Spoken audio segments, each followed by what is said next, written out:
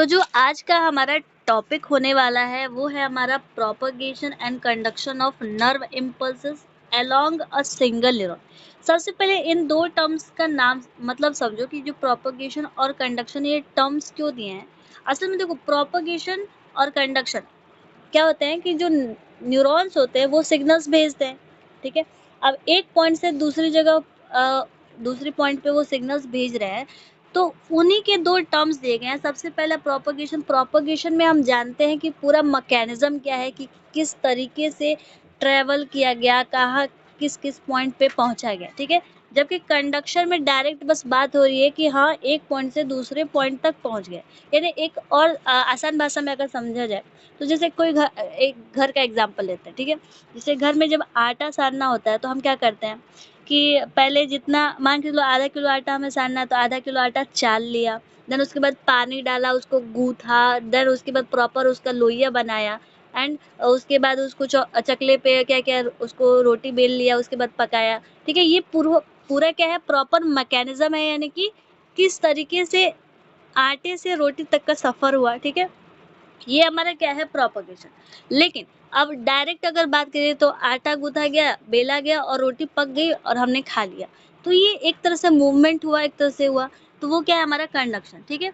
तो अब हम इसमें नर्व इम्पल्स की बात करें कि यार झटके जो हमें लग रहे हैं या किसी बात को हम लेके कोई भी काम कर रहे हैं तो कहीं ना कहीं न्यूरॉन्स हमें स्टिमुलेट कर रहे हैं, उत्तेजित कर रहे हैं। जैसे कि अगर किसी ने हमें थप्पड़ ही मार दिया तो भाई बदले में हम भी तो थप्पड़ देंगे ना। ऐसा थोड़ी ना कि नहीं गांधी जी के हम लाल हैं कि एक गाल पे थप्पड़ मारे तो दूसरे गाल हम दे देंगे, ऐसा नहीं ना।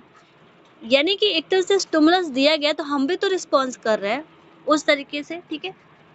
अलोंग अ सिंगल न्यूरॉन की बात हो रही है, यानी कि अगर पर्टिकुलर एक सिंगल न्यूरॉन की बात करें तो किस तरीके से वहाँ पे स्टिमुलस दिया जाता है, ठीक है। केमिकल्स रिलीज होते हैं, अब वो कोई भी केमिकल हो सकता है, जैसे न्यूरोट्रांसमीटर हो गया, डोपामिन हो गया, सेरोटोनिन हो गया, गाबा हो गया, ठीक है।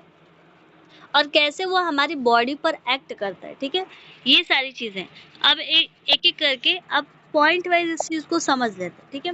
सबसे पहले क्या है रेस्टिंग स्टेट। अब रेस्टिंग स्टेट का मतलब क्या है कि जो मेम्ब्रेन है वो पोलराइज्ड है, ठीक है।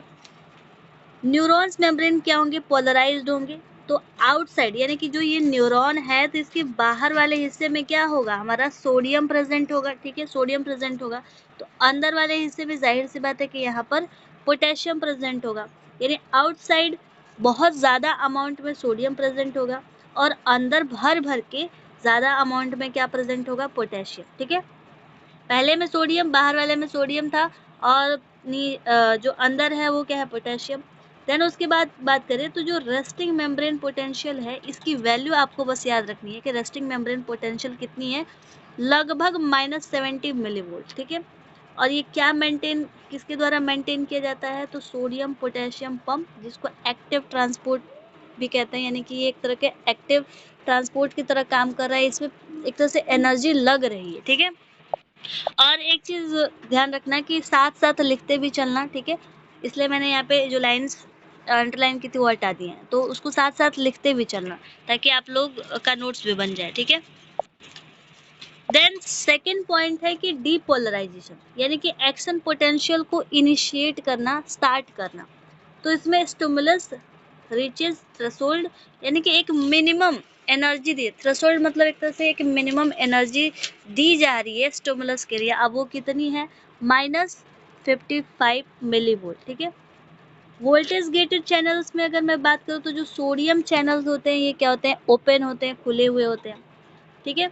और इसकी वजह से क्या होता है कि जो सोडियम चैनल्स होते हैं वो अंदर की तरफ अब खुले हैं, तो अब जो सोडियम क्या है वो अंदर की तरफ जाएंगे ही। मेम्ब्रेन पोटेंशियल क्या होगा उसकी वजह से क्या होगा, क्योंकि सोडियम क्या एक तरह से पॉजिटिव चार्ज रखता है, तो जितना ज़्यादा भरता जाएगा उतनी ज़्यादा पॉजिटिवनेस तो आएगी, तो उसकी जो वैल्यू होगी वो +30 होगी अप्रॉक्सीमेटली, ठीक है। पॉइंट्स वाइज है तो आराम से याद भी हो जाएंगे, कोई दिक्कत भी नहीं होगी। थर्ड है रीपोलराइजेशन, यानी कि पोलराइज्ड होने के बाद जब हमारा डीपोलराइज हुआ था देन उसके बाद अगेन से पोलराइज हो रहा है, यानी कि इसीलिए कह रहे हैं क्या रीपोलराइज, जिसमें क्या होंगे कि जो सोडियम चैनल्स ओपन थे अब वो क्या हो जाएंगे उनके दरवाजे बंद हो जाएंगे, यानी कि सोडियम चैनल्स बंद हो जाएंगे। अब सोडियम चैनल्स बंद होंगे तो क्या होगा पोटेशियम चैनल्स क्या होंगे, ओपन हो जाएंगे। अब इसकी वजह से क्या होगा कि जो potassium moves out of the cells, ठीक है। तो अब जो पोटेशियम अंदर भरा हुआ था अब वो बाहर की तरफ आने लग जाएगा। एंड मेम्ब्रेन पोटेंशियल रिटर्न, मतलब फिर से रिपोलराइजेशन होगी तो फिर से -70 मिलीवोल्ट की वैल्यू पहुंच जाएगी, ठीक है। चौथा है हाइपर पोलराइजेशन। अब हाइपर पोलराइजेशन में क्या होता है कि जो पोटेशियम आयंस हैं यानी K+ है, potassium ions exist a bit more than needed, मतलब जितनी ज़रूरत है उससे ज़्यादा अब बढ़ने लगेंगे, ठीक है। मेम्ब्रेन क्या होगा अब slightly more negative than resting, यानी कि अब ये क्या होगा एकदम नेगेटिव में इसकी वैल्यू चली जाएगी, यानी कि बहुत ज़्यादा हाइपर हो जाएगा। तो वैल्यू देखो, मेनली चीज़ इसमें क्या है कि आपको वैल्यूज याद रखनी है और पॉइंट्स याद रखने हैं, ठीक है। तो कितनी वैल्यू हो जाएगी, -80 मिलीवोल्ट। देन पांचवी बात है कि रीस्टोरेशन, ठीक है। रीस्टोरेशन क्या है, तो सोडियम पोटेशियम पंप रीस्टोर करते हैं ओरिजिनल आयन डिस्ट्रीब्यूशन को, किसको, ओरिजिनल आयन डिस्ट्रीब्यूशन को, और neurons return to the resting state, ठीक है। और आपके लिए क्वेश्चन क्या है, क्वेश्चन ये है कि आपको बताना कि रेस्टिंग मेम्ब्रेन पोटेंशियल क्या है। देन अब देखो conduction of impulse along axon, मतलब किस तरीके से मूवमेंट हो रही है, ठीक है। तो सबसे पहले नॉन माइलिनेटेड न्यूरॉन्स की बात कर लें। तो नॉन माइलिनेटेड न्यूरॉन्स क्या है, तो इम्पल्स ट्रेवल करते हैं कंटिन्यूसली, लगातार। Every part of membrane depolarise हो जाता है, ठीक है।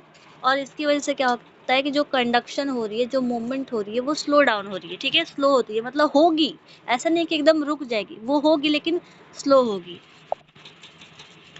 देन माइलिनेटेड न्यूरॉन्स की बात कर लें। तो माइलिनेटेड न्यूरॉन्स में क्या होगा कि myelin sheath act as a insulator, ठीक है। और कमेंट में ये भी बताना कि इंसुलेटर्स क्या होते हैं, क्योंकि ये हम 8, 9, 10th में पढ़ चुके हैं।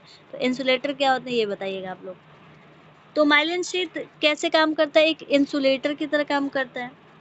And impulse jumps from nodes of Ranvier, यानी कि कहाँ पे जंप करता है, यानी जो कंडक्शन हो रही है, इम्पल्स हो रही है, जनरेट हो रहा है, अब वो कहाँ पे जंप हो रहा है, नोड्स ऑफ रेनवियर में, ठीक है।